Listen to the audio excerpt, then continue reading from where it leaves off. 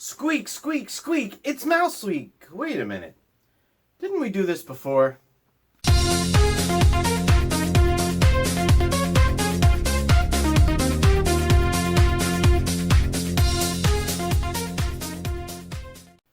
Well, hello, my first grade friends, and welcome back to Library Class at Home with Mr. S.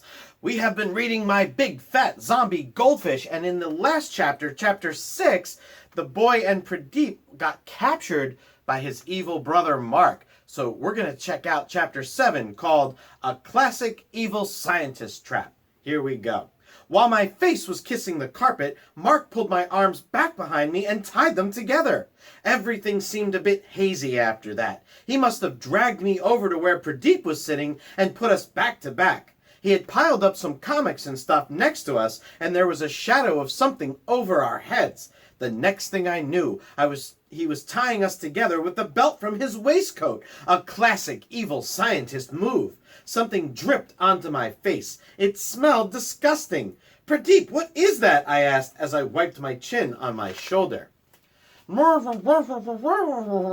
Pradeep mumbled. I looked up to see the goldfish bowl sitting on a wobbly tray balanced between two towers of comic books. Water was sloshing out of the bowl with every little move we made.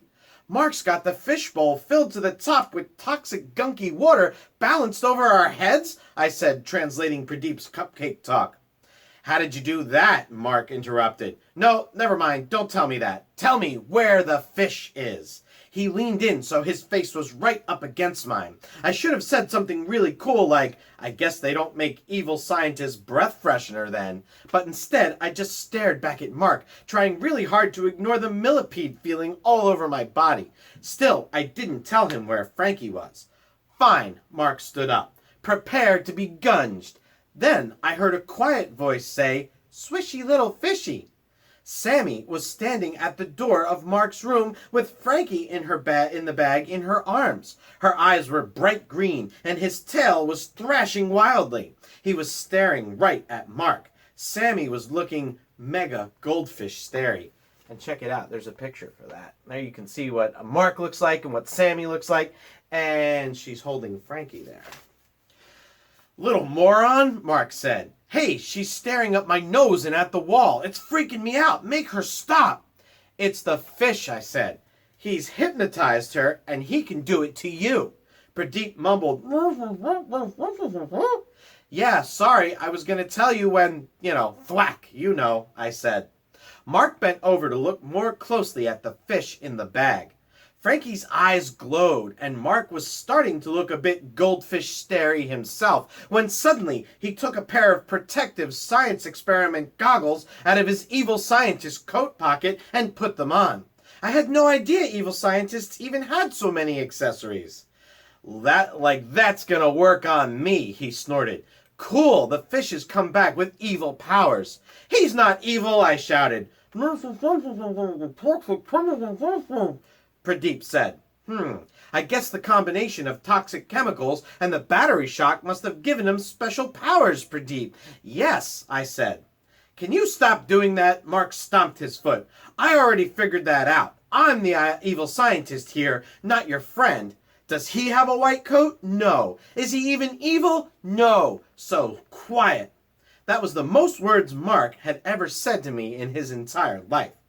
Mark paced in front of us with his hands stuffed in the pocket of his coat for a minute.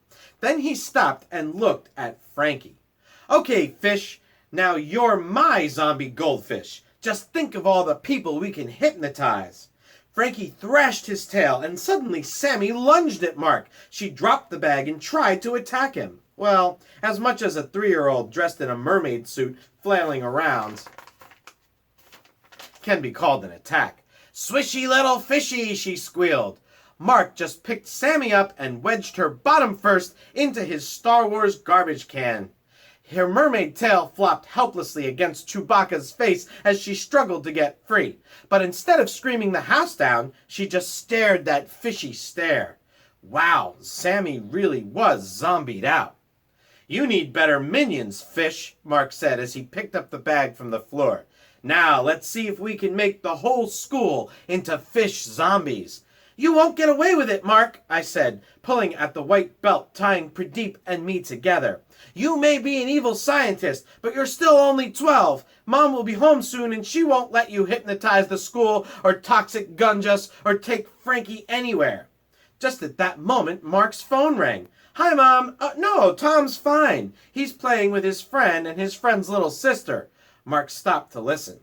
Okay, his friend and his little sister, yes. You stay and have coffee with your friend. Then he paused again. Oh, sorry, no, Tom can't come to the phone right now. He and Pradeep are kind of tied up. Mark covered the phone with his hand. He laughed. Mark was getting way too comfortable with his new evil laugh thing. Then he spoke again. I'm fine. I'm just finishing my science homework. And that, boys and girls, is the end of chapter 7. Oh no, what's going to happen? Tom and Pradeep are tied up. The little girl is in the garbage can. And he thought Mom would come and save them all. But Mark just convinced their mother that everything was fine. So we're going to find out what happens next in Chapter 8. Chapter 8 is called The Great Escape. And if you want to hear it, you got to check back tomorrow. Don't forget to leave me a comment on my Google Classroom page and tell me what you thought of Chapter 7. It was pretty exciting, right? And click the turned in button when you're finished watching the video. Check back tomorrow for another great chapter of my big fat zombie goldfish.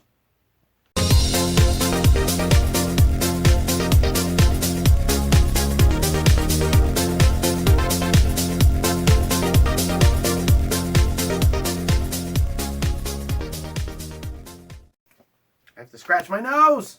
Don't do it. I have to scratch it. It smells weak and you're going to lose it. Okay.